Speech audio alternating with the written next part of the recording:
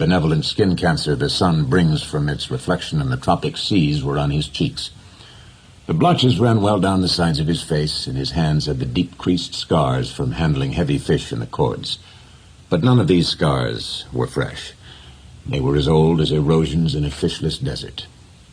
Everything about him was old, except his eyes, and they were the same color as the sea, and were cheerful and undefeated. "Santiago," the boy said to him as they climbed the bank from where the skiff was hauled up, "I could go with you again. We've made some money." The old man had taught the boy to fish, and the boy loved him. "No," the old man said. "You're with the lucky boat. Stay with them." "But remember how you went 87 days without fish, and then we caught big ones every day for 3 weeks?" "I remember," the old man said. "I know you did not leave me because you doubted. It was Papa made me leave. I am a boy, and I must obey him." "I know," the old man said. "It is quite normal." "He hasn't much faith." "No," the old man said. "But we have, haven't we?" Hello and welcome to Book versus Movie. This is a podcast where we read books that have been adapted into movies, and then we try to decide which we like better, the book or the movie. I am Margot P. of colonialbook.com, and this is my good friend and co-host, Margot D. of Brooklyn Fit Chick. Hi, everyone. We're very excited to talk about today's book and movie. We started to get all into it, and we're like, oh no, we should be recording this. It's brilliance. Not our brilliance. The brilliance of Mr. Hemingway, Mr. Tracy, what's the name of the Howe? Is that his name? James Wong Howe. Yeah, who we just talked about. But anyway, before we get into all of that, welcome. We are so delighted to have you here. Yes, this is a podcast where we talk about movies that have been adapted from books, but actually, although we are talking about that this time around, because we do a brand new episode every single week, we will consider a movie that has been adapted from any literary source. So it could be a nonfiction book, it could be a magazine article, or a song, or a poem, or a play even. As long as it has a literary source, and as long as it is easy for people to get their eyes on, if it's streaming somewhere, and also we have to be able to get our hands on the source material. Those are really the only rules that we have. And we are constantly looking for suggestions. We have the holidays coming up, and pretty soon we're going to be at 10 years here. I think it's our 9th December, like doing Christmas movies, holiday movies. Yes. So we've done them all. We've done so many. But we got a couple of good ones coming up for sure. Yes. But we are looking for suggestions. Yeah, fortunately, like the holiday movies, it's one of those things that they just keep making. Mm-hmm. They never stop making them. I mean, yeah, it's going to be a really, really fun December. But today's also going to be super fun. If you are maybe, you found us because you're a Hemingway fan, you found us because you're a Spencer Tracy fan, you have ideas for other Hemingway adaptations or Tracy movies you would like us to cover. There's a few places where you can make those suggestions. You can meet other listeners of this podcast and interact with us on the internet. Yes, we do have a basic Facebook page. If you go to Facebook, you can like the page. The episodes are posted there, but we're much more interactive in our Facebook group, where Thaddeus was generous enough to put 2 main posts at the top of the page. One is a list of shows we've done, and one is a list of shows people have requested. You can just post your ideas there. That's a great place to do it. You just type in Book vs. Movie Podcast Group and ask to join. We're on Twitter as long as that exists, at Book versus a Movie, but also Instagram and Threads. And I will get the Sky Blue or Blue Sky. I'm definitely going to try to get that together maybe over the holiday. We'll do that. We're on Instagram, Book versus Movie Podcast. All those places you can reach out to us. Or if you're old-fashioned like we are, we have an old-fashioned email. bookversusmoviepodcast@gmail.com. Send us your ideas. The thing is that the movie has to be streaming on a major app, and the book needs to be pretty easy for us to get our hands on, or the song or the poem or whatever it is. And if you would like some stickers, we have a stack of stickers here. We will drop them in the mail for you. So once again, just email us your address. And I just put a Substack up for us. Oh, yes, right. So here's the deal. So it's Book versus Movie, all spelled out, bookversusmovie.substack.com. I'm going to try to do one after every episode, just like little kind of bonus material. It's it will be, I think this is the way I had it set up. And I'm new to Substack, so bear with me, everybody. It should be free.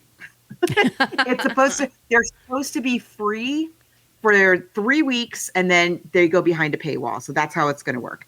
And so you can go to Substack and subscribe and get, if you are interested in, little bonus tidbits that we sometimes overlook while we're doing the episode. And if you would like to help keep us in books and movies, you can also support us on Patreon. Yes, Patreon. We have 7 years worth of shows there. We've covered everything from The Silence of the Lambs to Saturday Night Fever to Agatha Christie, like everything you can think about. They're up on that Patreon wall. Actually, there's quite a few things there that are free from like our early days. So just go there and check it out and give it a listen. We want to thank everybody that signs up there. It really helps us we use the money for the books and the movies and just to put the show together. And if money is tight, we just ask that wherever you get your podcasts, if you could please make sure to subscribe. And if you could leave us a review, some stars, that would be amazing. Or if nothing else, just tell a friend about the show. It just helps us find our people. So here in San Diego, Margot, it's starting to finally, and I just actually came from, I flew back from Sacramento yesterday, and I guess I didn't go to Sacramento this time last year because turns out Sacramento is beautiful in the autumn. I think it might be the prettiest time of year I've seen there so far. It's gorgeous. Like there's real leaves turning and it's blustery and it's beautiful. The capital is beautiful in the autumn. And here in San Diego, even it's storming. Like right now, it's raining. I'm wearing a very light cardigan. Like you can see through it. But that's like how it gets. This is autumn in San Diego. And so for here, it's like burr cold. So I really enjoyed this week's book and movie. I read the book on the plane.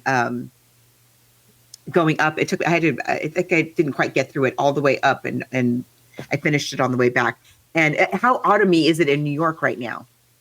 The leaves are changed. They're like yellow and orange, and they're dropping on the ground. And it's in the 50s. It's like crisp and sunny. It's my favorite time of year.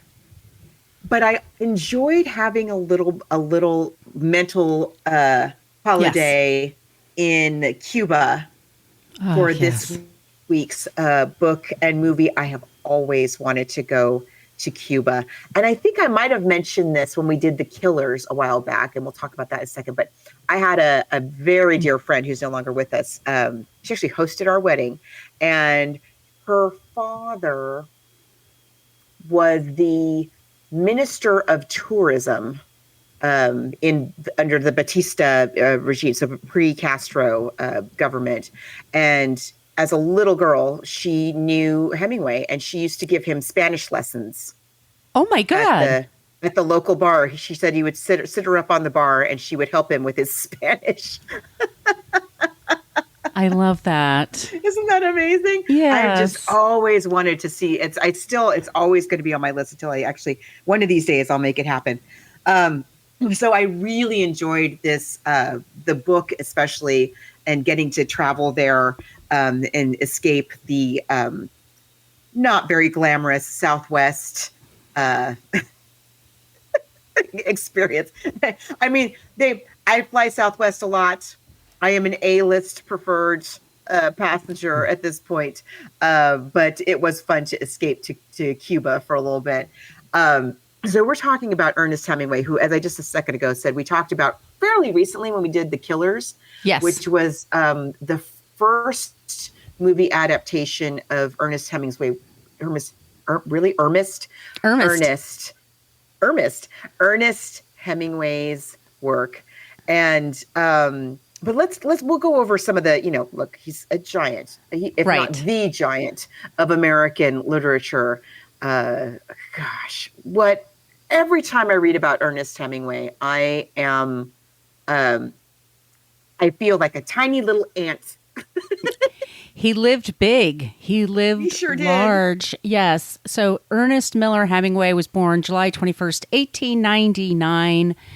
He was a man, he's won the Pulitzer Prize for this story that we're talking about today, he's won the Nobel Prize. He's also notable for A Farewell to Arms, A Movable Feast, A Clean, Well-Lighted Place, all of these amazing stories. He served in World War I as an ambulance driver. He fell in love with a Red Cross nurse. She turned him down. I think he must have had PTSD. That was a very bloody war and a shocking war.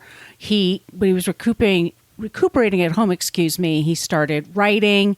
He was friends with people like F. Scott Fitzgerald and Gertrude Stein. He traveled to Paris. He wrote short stories and he wrote fiction, The Sun Also Rises. He also wrote with great clarity and spare. He was someone who made declarative statements. There's a lot of symbolism that we'll talk about today. He's also known for being someone who's an adventurer. He traveled around the world. He was a hunter. He went to Africa to hunt. He was somebody who bullfighting was one of his things he enjoyed. Skiing. He loved being by the water. He was living in Cuba when he was writing this particular story. And then Margot and I were talking off the air about the whole Castro of it all. He left Cuba and came back to America. He had a place in Florida. And I think there's like the Hemingway house where they have the cats. He was a big cat guy.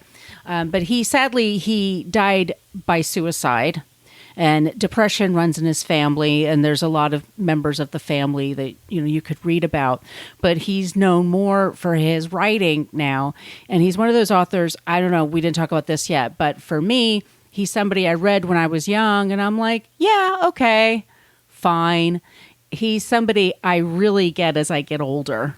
I really appreciate, and I think it's also this story especially is kind of. There's the one about the old man that the young waiter at a restaurant, and an old man comes in and he stays really late, and the young waiter is like really frustrated because he wants to go home. Mm-hmm. And the guy that owns the bar says, look, this is an old man. This is like, he just wants to be someplace safe. Like when I was younger, I had more patience for the waiter than I did for the patron. And now that I'm older, I'm like, I totally get that. I think also with all the bullfighting and stuff, when you think about the old man, the sea, it's like, oh, he's just killing a marlin. And you realize now, like, how much respect this character has for all life. He really does. It's true. That did not occur to me at all when I read it I must have had to read it in school for something or other, I don't know if I read it in high school, or if I read it in college. Old Man in the Sea in particular, if you're one of our listeners who's not in the United States, it's a book that students are often assigned, in particular of Hemingway's work. It's one that students get assigned as an example of, keeping it, like Margot said, like not being not overwriting, and showing, not telling, and symbolism. But yeah, you're right. I agree. I'm sort of the same way, and I've always liked Hemingway's work, but it hits different now for sure, definitely. And he's just like he was before, in the days. I was going to say before cinema, but not before cinema, because he's kind of concurrent with the evolution of cinema. But he is like an action hero. He is a real life action hero. He would, he was a journalist. He would purposefully throw himself into very, very dangerous, physically challenging situations. Very macho. He's 6 feet tall. He looks like a football player. I mean, he's very good looking. Young Hemingway, look up in Google Images. Whoa. Wow. Let me just have a little sip of my ice water here. Exactly. Yeah. And also this very sensitive writer, very, very sensitive to his characters always have an inner life that is much more complex than you would think at first glance. It's hard to explain without like reading passages of his, which we won't bore you with, but but Old Man in the Sea, when you look at kind of like the plot points of it, very little happens, actually. There's an old man. There's an old man. He used to be like the best fisherman in his village, and he's living in a pre-Castro Cuba.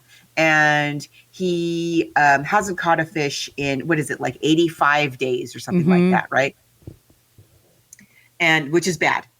It's very bad. Like, because that's how he eats too, by the way. He's pretty much just catching fish, like, so that he can continue to actually live.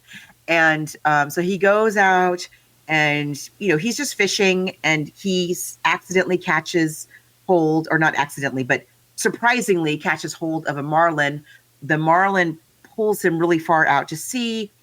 He kills the marlin. Amazing. Like, if the story had ended there, if he'd gone back into the village, he would have been set for life, basically. Like, this is how big a catch this marlin is. It's bigger than his boat. Spoiler alert, we're going to spoil all of the points of the thing. But he's so far out at sea that, and marlin fishing is notoriously, I'm not a fisher person, but I do know that marlin fishing is like one of the hardest things that you can do. It's extremely physically demanding, notoriously difficult to do. And the old man, in spite of his age and the fact that he's by himself and the fact that he has almost no tech available to him, equipment really available to him, he does catch this marlin, and he ties it, after much fighting back and forth. A lot of the book is dedicated to the fight with the marlin, and we'll talk about that in a sec. But in terms of what happens, old man hasn't caught a fish in a long time, goes out into the ocean, catches the biggest fish ever. But before he can get back home and profit from the fish, sharks come and eat the whole fish. And so he comes back with nothing. The end. That's the story. He comes back with the skeleton. That's so sad. It's so sad. And he's so poor that he sleeps on newspaper. Like, he's in this hut, a hovel.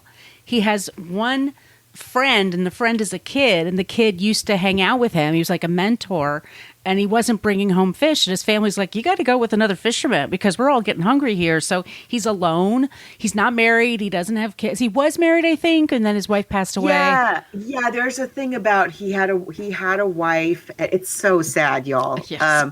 He had a wife. She has passed away. He has a photo of her that he keeps hidden because he can't stand to. It makes him too sad to look at her.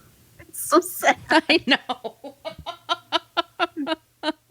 I was reading a bunch of sad things too, and then I read this.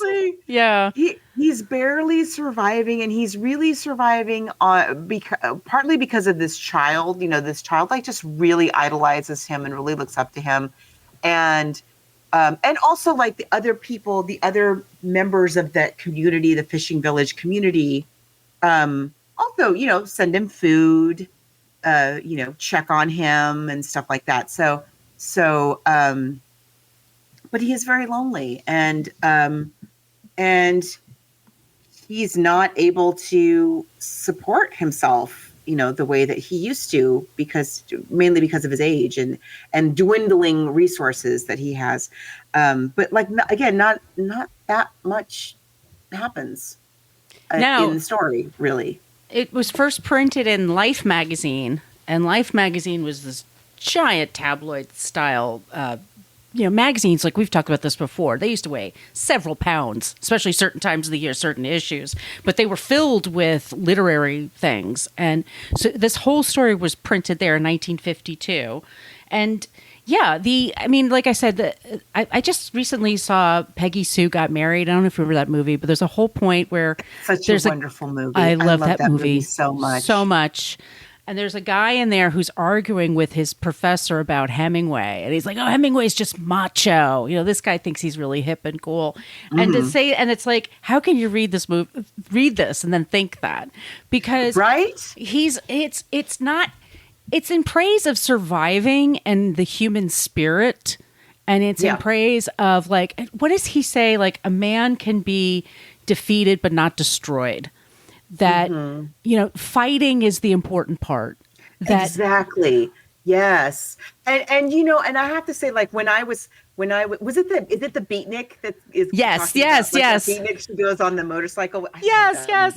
And I must say, like, in my youth, I'm sure I had a period where I thought that about Hemingway, but you're right. Like, reading it now, what I feel is that what I see in his writing is a man who feels, for all his bravado and excuse me, and the bullfighting and the war and all that, what I see is a man who views machismo and, that era masculinity as a trap, he feels very, very trapped by that persona, and that it is not something that reflects, the real depth of his soul and his fears and his real passions. And,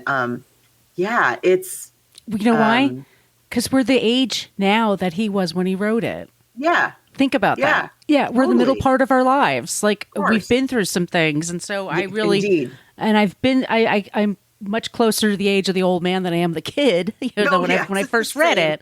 So, but also he's even younger than my kids. Yeah. Now. Yeah. Right. So So we're just looking at it in different ways. But I found it like, when you're young, you're just like, oh, that's it. That's just the story and the symbolism and all that stuff. Yeah. And then, he's in the boat on the water with nothing happening for most of the book. And all that's happening is, like, as you do, like, he has to be constantly watching the water, watching for signs of fish, looking for birds and things like that will indicate that there's something there that he can catch. But while he's sitting there, his mind is drifting and he's remembering things from his past, that kind of are as you do, they're fading in and out. And like that thing he remembers about the arm wrestling match, and he could arm wrestle all day. He had so much energy, and he doesn't anymore, and he realizes that. Right. Yeah. Baseball. And he talks about American baseball with the boy, and his whole relationship with the boy too is very very touching. He cares very much for the boy, but the boy really, really cares for him. Like, the boy runs all over town to get him breakfast and looks after him and checks in on him and worries about him. And it's just beautiful. And it's not at all, and again, the man is remembering, like, a time when he more embodied that macho persona. And, he doesn't feel like, I get the sense that he doesn't like, when he's, like, remembering about the arm wrestling match that he wins, he's just looking at it as like, oh, I'm different now. And wow, I really did that. Huh. Well, because he's trying to hold back the marlin, and he doesn't have enough strength to do it all day. So he's holding onto the rope just enough to keep the marlin to the boat, and it's just numbing his hand. It's tearing it up. Tearing his hand is just, my gosh. And he's physically breaking down, and he understands that. And then when he has enough to, like, try to fight back the sharks, but he realizes it's a fool's errand. It's like, there's blood in the water. Supply of sharks that are going to come. Yeah. So the fact that he makes it back at all is the miracle, and I think that's what he gets from it. And they can see how big this marlin was, like, because the carcass is there on the boat when he drags back in. So they're like, "Ooh, wow, he is pretty good, isn't he?" Because he went way farther than anybody else. And but he also, like, he wasn't destroyed. He was defeated, but he wasn't destroyed. Mm-hmm. That was his takeaway. And I really kind of go, wow, yeah. Excuse me. If you're reading it for the first time, and I'm sure if you had been reading it in Life magazine, there are moments where you think, as a reader, like, is he going to make it back? Like, how is he? He's just one guy in this little boat how is he going to get back to his village after this giant marlin has pulled him all the way out to sea? And then when all the sharks are coming, like this onslaught of sharks that you can't. Now we've all seen Jaws, but that audience hadn't seen Jaws yet. But still, you as a reader, you're like, oh, how is he? Oh gosh, this guy is so vulnerable in this boat in the middle of the ocean. What's he going to do? It's a little skiff. It's a tiny little boat. And so you're right. Like just the fact that he makes it back. And then of course, like when we talk about like the symbolism, there's this whole scene at the end where he makes it back. When he finally gets back to the fishing village, it's night.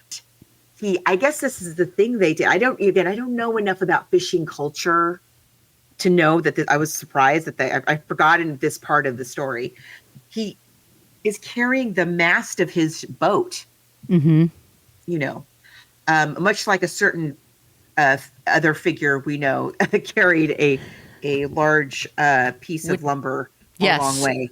And that guy only fell 3 times, but our fisherman falls 5 times. So he's dragging, he's with his hands all like totally wrecked, and he's dragging this giant mast, giant compared to him, not giant compared to the other boats, but quite large, a mast, even for a small boat is not small, carrying it back to his little tiny shack. He finally makes it and collapses in his bed, and with his arms stretched out. With his arms stretched out, yes, face down. And as he's sleeping, he's dreaming of a time which he thinks about when he's out on the water too. So we're revisiting it as a reader. He remembers this time when he was on I forget what kind of a ship he was on, and he had been in Africa, and he saw lions on the beach, which is a thing that you and I can easily look up on YouTube these days. But it is the way that Hemingway writes it is such a magical, like it's the first time when the man remembers that, it's very magical. And then when he remembers it when he's dreaming about it at the end, it's somehow even more magical. And the boy comes in and sees that he's there, and he's so protective. Like he won't let anybody disturb the fisherman. He wants to make sure he gets his rest, and he goes and gets some coffee. I mean, it's just so sweet. It's such a great story. It's so good.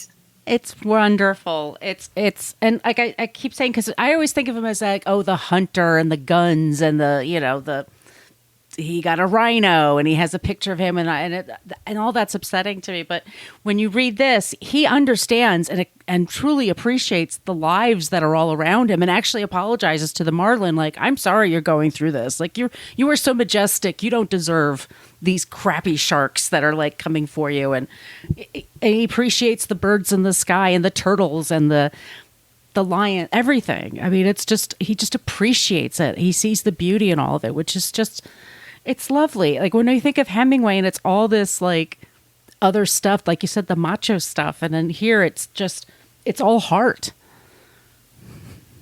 He's living like out loud. It's so good. It's so good. But it also makes me, like I said, I'm reading it differently these days. All of his work, The Killers. I loved The Killers. I thought that was, that was a fun story, and that's a much earlier piece of work of his, and he's a much younger man.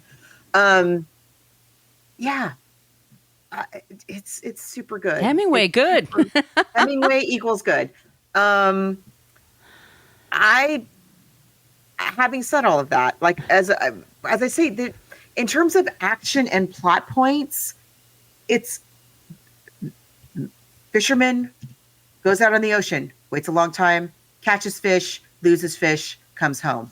That's the story.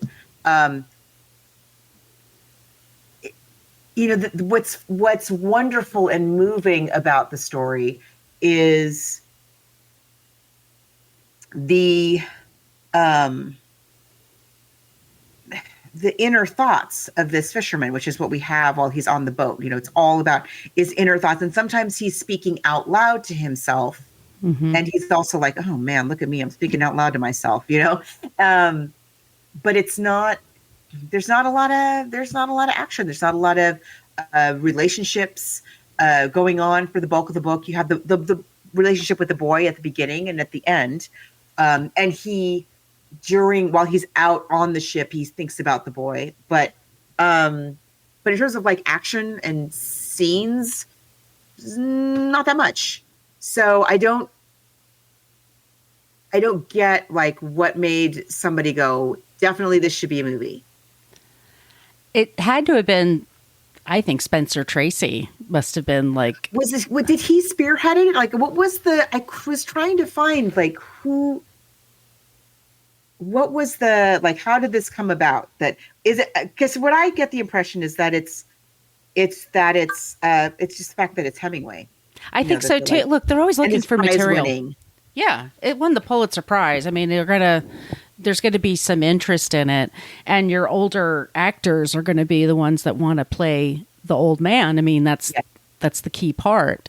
So yeah, you're right. And it's also, this movie is 1958. So there's only so much you can do. I mean, they filmed in they did film in Cuba and in a few other locations that are beautiful. Yeah. But there's not also enough locations for my. Yeah. So thing. should we transition? We'll play the TCM, My Big Crush, Ben Mankiewicz talking about. Yeah. We explain why. Because the trailer, normally we play the trailer at this point. This trailer has no dialogue. So it features the music of Dmitri Tiomkin. I don't know if he's still with us or not, but he's had a bunch of Academy Award nominations for his music. I know we've talked about him before on the show. So I'll put that over the end credits. So we'll play Ben Mankiewicz here. And I think it's actually a good transition just talking about this particular film. I agree. I thought it was good. Mm-hmm. Hi, everyone. I'm Ben Mankiewicz. Welcome to TCM. Today, we're devoting our lineup 24 straight hours to one of the finest actors of all time, Spencer Tracy. It's all part of our month-long Summer Under the Stars celebration. Up next, we have a visually striking movie featuring Tracy giving essentially a solo performance from Warner Brothers in 1958. It's The Old Man and the Sea. The movie is based on a best-selling novella by Ernest Hemingway, who won a Pulitzer Prize for it. The story is simple. An elderly, impoverished Cuban fisherman has the fight of his life on his hands when he sets out to land a giant marlin. Humphrey Bogart wanted the role, so did Anthony Quinn. It finally went to Tracy, though, who had his hair whitened for the part, but the film's production was so stressful and plagued with delays that Tracy's hair eventually turned white on its own.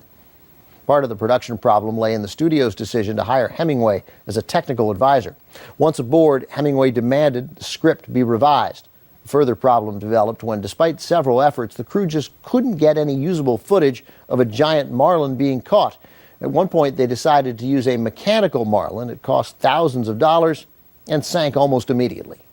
During all this deep-sea drama, director Fred Zinnemann left the project. He was replaced by John Sturgis, who worked with Spencer Tracy on Bad Day at Black Rock. In the end, The Old Man and the Sea showcases memorable work from three men: Tracy, cinematographer James Wong Howe, and composer Dmitri Tiomkin, all of them Oscar-nominated for their work. From 1958, with a cast that includes child actor Felipe Pazos Jr., Harry Belaver, and in a small role, Ernest Hemingway's wife, Mary. The Old Man and the Sea. Our director is John Sturgis. The screenplay is by Peter Viertel. Spencer Tracy, Felipe Pazos as Madeleine, the little boy. The little boy, who I think is great. So great. Yeah. Harry Belaver as Martin, Don Diamond as the cafe proprietor, Don Blackman as the arm wrestler. There's just people coming in and out. But let's be clear, this is a Spencer Tracy movie. It's about him. I believe was born in 1900. I think he was 58 when he made this movie. People used to age a lot. Well, he's also aged up here. He's aged up a bit here. The description of our old man in the book is he's basically cadaverous. What is the word I want to think of? Like he's skeletal. He's quite gaunt. Yeah. Yes. That's not what Spencer Tracy's bringing to this. No, but that's okay. Which is fine. It's fine. I think you still get the essence of that.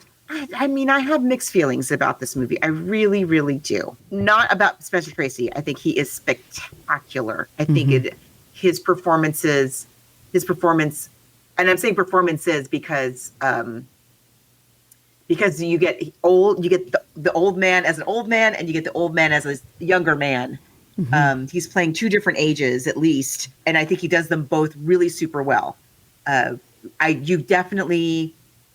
feel like when he's which I like. Now this is the choice I like. When he's he's remembering the arm wrestling that he did as a younger man. They show the scene of him arm wrestling, and so you see a much younger looking Spencer Tracy who is arm wrestling this fellow, and you do get the sense. It does help you to understand when you look at the old man, what kind of a life he's had and what his character was like and how it must have evolved over time after, as you say, we've seen some stuff and he's lived through some things and some loss and stuff since then. Here's what my main beefs with this movie. I have a couple of them. Number one, it is really hard for me to get beyond. He so looks like he's on a dinghy in a swimming pool. It's really, you have James Wong Howe is what I'm saying. And if James Wong Howe cannot make it work, it's not going to work. As far as I'm concerned. We just talked about Sweet Smell of Success. Like this man, spectacular. Which is a spectacular movie, and it's the cinematography totally sells that film. So good. Yeah.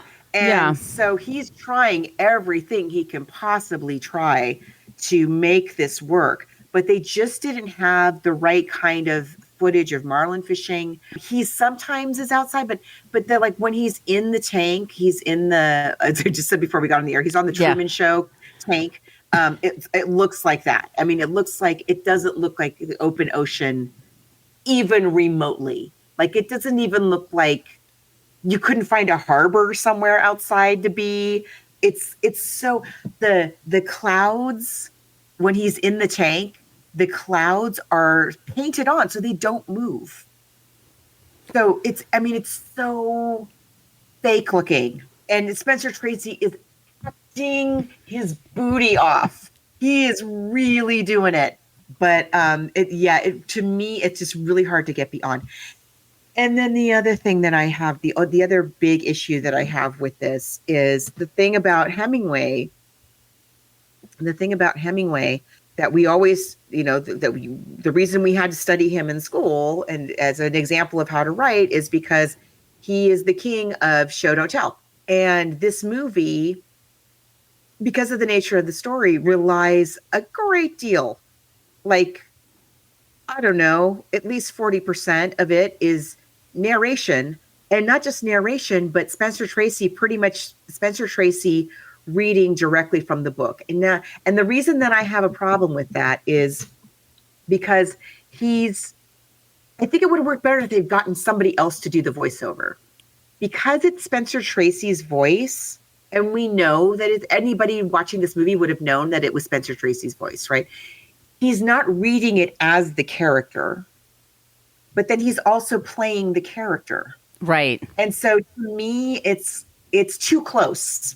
It's like it wants to match, but it doesn't match every time I hear it. He remembers part of it. He was just turning. He's going to take it. What a fish. Now he has it sideways in his mouth. And he's going away with it. As it went down, slipping lightly through the old man's fingers, he could still feel the great weight, though the pressure of his thumb and finger were almost imperceptible. He's taken it. Now let him eat it. Eat it good now, fish. Go on, eat it. Eat it until the point of the hook goes into your heart and kills you. Then come up nice and easy and let me put the harpoon into you.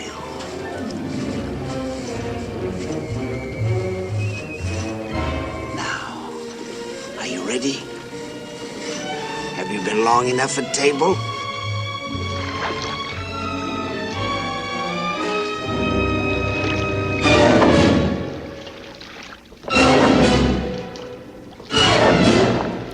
Now the fish was struck.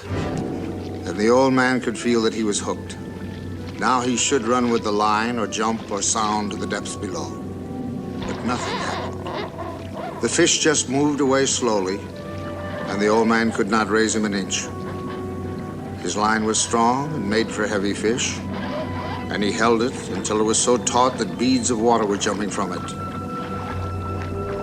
Then the boat began to move, slowly off toward the northwest. The old man leaned back against the pull. The fish moved steadily and they traveled slowly on the calm water. The other baits were still in the water, but there was nothing to be done.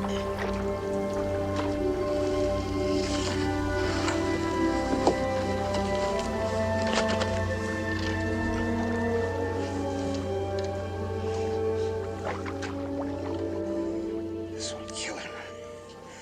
He can't keep this up forever. I can't hear it and not be like, oh yeah, that's Spencer Tracy. Whereas like watching Spencer Tracy play the old man, I completely forget about Spencer Tracy. I'm just watching this old Cuban fisherman and I'm just totally in on it. And so having the narration, I feel like if they had, and I get it, like how do you get all that? But if they had gotten some other person to do the narration, I feel like it would have worked a lot better. But they rely on it so much to the point that they literally use the narration to describe, talk about show no tell, telling and not showing. The narration, it tells you exactly what you're looking at. There's a scene where Spencer Tracy, after he's come back from the marlin, he's dragged the mast of the ship up. He falls, and the narrator goes, he fell 5 times. Like, yeah, we see that, dude. We can see that. And he goes into the shack. He falls face down. He falls asleep face down on the bed, and the boy is sitting by watching him. And the narrator says, the fisherman fell asleep face down on the bed, and the boy sat there watching him. Like, we're watching exactly that. Will you shut up and let me watch the movie? It happens increasingly as the movie progresses that you're telling me I can see that. Yeah. It's clumsy. Shut up. Yeah. Let me watch this movie. Yeah, it's clumsy. I get that. And it's not my favorite either. I just was in a different space when I watched it. So I was just more willing to let it do its thing. But I think Spencer Tracy's performance is just wonderful. I really do. Pull, hands. Hold on, legs.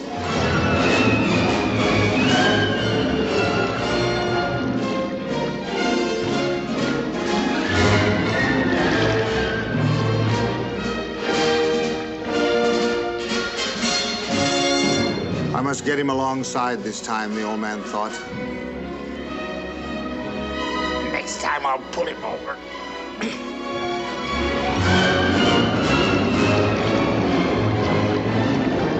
He tried it once more, and he felt himself going when he turned the fish. I will try it again, the old man promised, and he could only see well in flashes.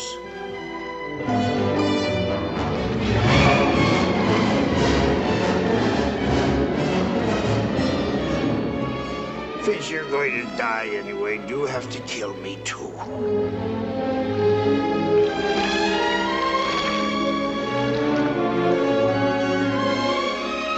He took all his pain and what was left of his strength and his long-gone pride, and he put it against the fish's agony.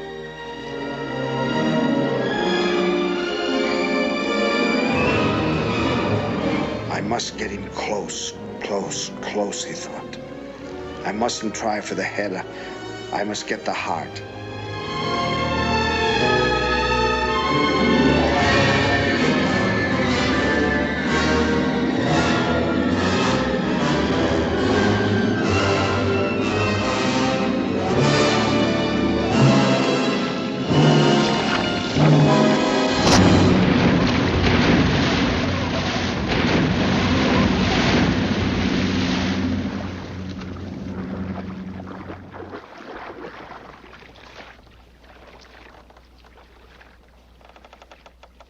Now I have killed this fish who was my brother. Now I must do the slave work. Get to work, old man.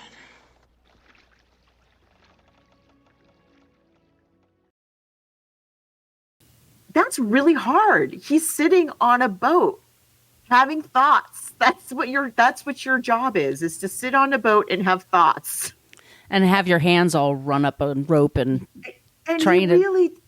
It looks real when he really well. It looks very real. Both the thinking and the reminiscing and the ruminating, and also the action shots of it.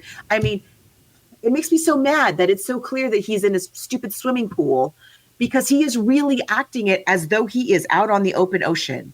You know, if it had just been black behind him, I would have bought it more. If he had been doing it on a stage, I would have 100% bought it, you know. He does it super, super well. I read somewhere that Anthony Quinn had wanted to play this role in 1958. Is that when it is? Mm-hmm. In 1958, he had wanted the role, and then he lost it out to Spencer Tracy. I do think that Spencer Tracy, and revisiting the movie, not having seen it in a long time, the one thing that like super, super holds up is the performances in general, not just his. Definitely his, but the boy is great. I love the guy who runs the bar. I love the American tourists I don't know if they're specifically American or not. The tourists at the end. I think it was Hemingway's wife that played the tourist at the end. Yes. I mean, it looks great. And I've been to Puerto Rico. I've never been to Cuba. I would love to go because it's such a beautiful part of the world. But yeah, I mean, look, book versus movie, it's going to be the book here. I mean, it's not going to be. What did you think of the Anthony Quinn version? Because you did see some of it. Oh, and I wanted to say I really like the score of the Spencer Dimitri. Tracy version. It is excellent. It's a very, very good score. Okay, so I did not watch the whole thing, but I watched some of, some of the Anthony Quinn version. And it's very different. And it has challenges for the exact same reasons that the Spencer Tracy one has challenges. So they tried to solve it. He's wonderful, I will say. Like, his performance as Santiago is actually super, like, of course. Like, when I'm reading it, that's kind of who I'm imagining is like an Anthony Quinn type. So naturally, it's fabulous. The boy in that version is a little bit older, but he's still very good. When Anthony Quinn, now here's where he starts to fall apart. When Anthony Quinn remembers his younger self, it's played by his son. Oh. Who's he's not Anthony Quinn. I'm sorry. You know, Anthony Quinn's like super good. His son's not, he's fine, but you know. And then there's, and everybody always is really kind of mean about it, but his daughter the fisherman also has a daughter in this version, played by Anthony Quinn's daughter. Oh, okay. So it's a Quinn family production. Like, do you know the name of Anthony Quinn's daughter? No, because she's not in anything else. So just to illustrate, like, people just, when they rip apart this movie, they especially focus in on his daughter, unfortunately. Then we have, so how do you solve the problem of the fact that you have this fisherman who's out on the water for so long and he's going through all this stuff? Well, the way they decide to do it in this is to have these characters of an American writer played by Gary Cole.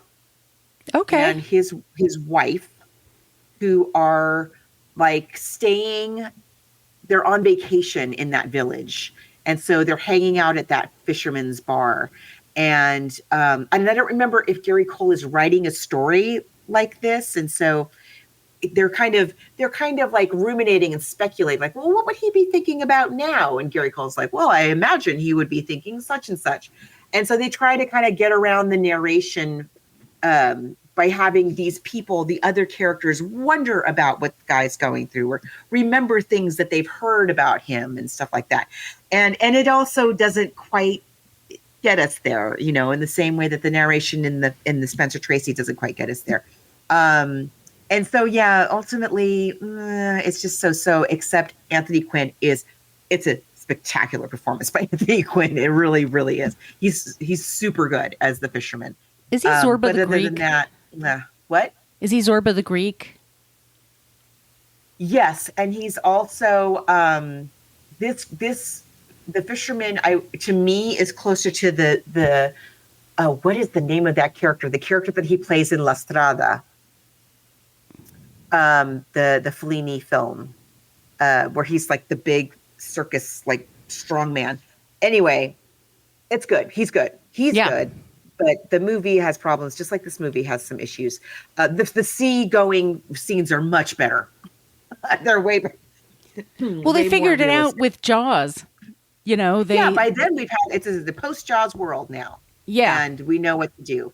And I know, and I kind of felt sorry for the Spencer Tracy, like, they really tried. Like, they really tried to do they just didn't have the technology yet. Mm-mm. It did not exist. But I just also think this is not the book. This is not the Hemingway book. There's not enough that goes on for a movie, I don't think. I feel. The Killers, yes, the Killers. Like, I saw all kinds of exciting stuff that you can explore there. And Hemingway. So here's, I read somewhere too that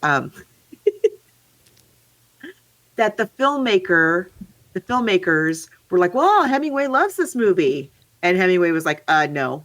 No, he only liked the Killers. So I don't know what kind of little beat, because Hemingway was hired as a consultant. I think the Mankiewicz mentions that, right, in the thing, right? So it's not like he wasn't involved. He was involved. But there's only so much you can do. It's show business. Of course. Once they're on set, forget it. But yeah, I think definitely it's a decided book. But Spencer Tracy. Oh yeah.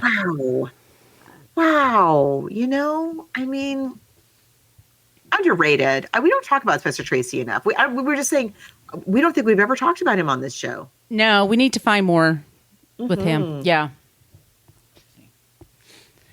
No, he really is just, I forget how good he is. He's super good. He's a great movie star. Mm-hmm. Mm-hmm. And and I really appreciated, he's playing a Cuban fisherman. He's not like talking like this. He's not like a guy like that could kill your brother. He's not any of that. Any accent work. I think he's playing an expat because I think he's just, which is fine. It's fine. You don't need to have everybody have an accent. I mean, it's. But the boy too. The boy also is not made to do like a thick, try to attempt a Cuban act. None of the Cubans in the movie are like laying on thick with the like a Ricky Ricardo. Yeah. Now, in fairness, that was his real accent. Yes. But my friends said, and you could tell me because you're a Spanish speaker, they say that Cuban is very difficult to understand. It's just, I've heard that, but I personally have always found it rather easy to understand. But it is very different than, if you live in California, you're used to hearing Mexican American accent. Cuban they speak much faster than we do. It's different. But I like that they were really kind of kept a light touch on that part of it while also telling us we're in Cuba. So I like that. I think that was handled surprisingly well, better than I remembered it, actually. And so because of that, like the authenticity of his performance, actually all of them, that it comes through a lot better than I think it would have otherwise. So there are a lot of things that I admired about the movie, but a couple of just like really big things I just think it was just, the material is not the kind of material. I'm so sorry, but my dog is going bananas. I can't hear. Oh, good. But I think that, it's just like, this is just a book that maybe we don't need to have a movie of this book. Yeah, it's not perfect, but I think you should see this movie. If you really like this material, I think you should check it out, especially if you've never seen a Spencer Tracy movie. I think it's really well done. For him alone, it's worth seeing, without a doubt. Yeah, it is. I mean, I can't rave enough about him in this role. It's so good. It's so good. And it's just him. Yep. It's him on a boat in a swimming pool. And I'm in spite of all of that, he's riveting. Okay, so let's talk about what's happening next. So what's happening next, we're going back and forth because we have a couple of ideas that we'd like to cover for December. We may or may not take off next week. Next week here in America, it's Thanksgiving.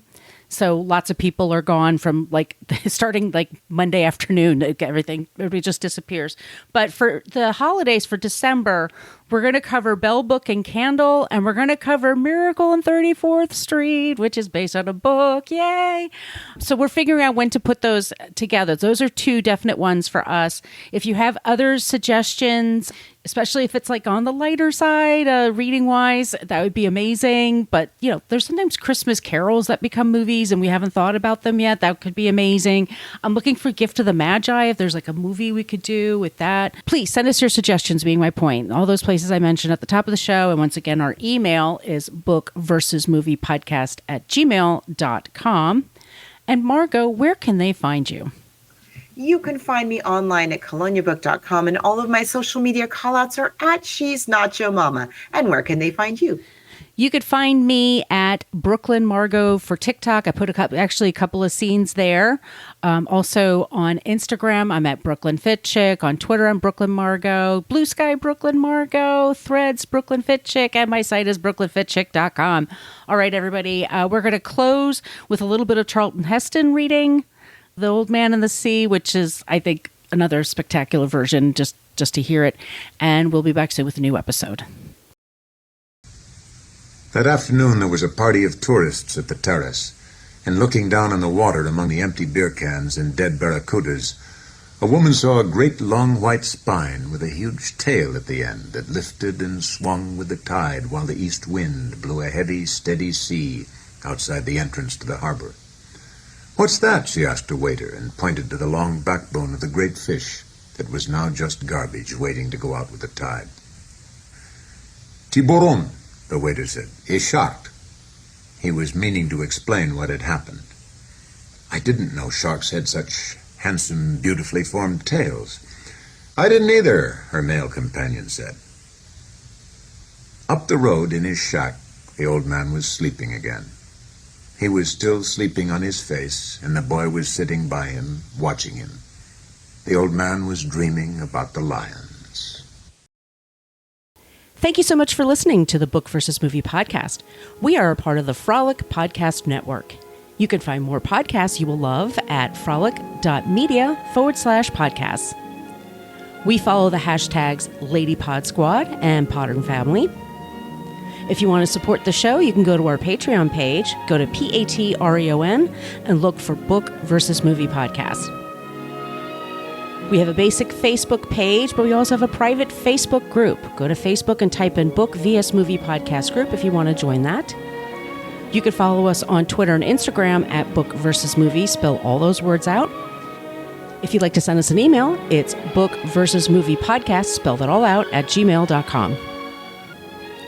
You can follow Margot D at Brooklyn Fit Chick on social media, and Margot P at She's Nacho Mama.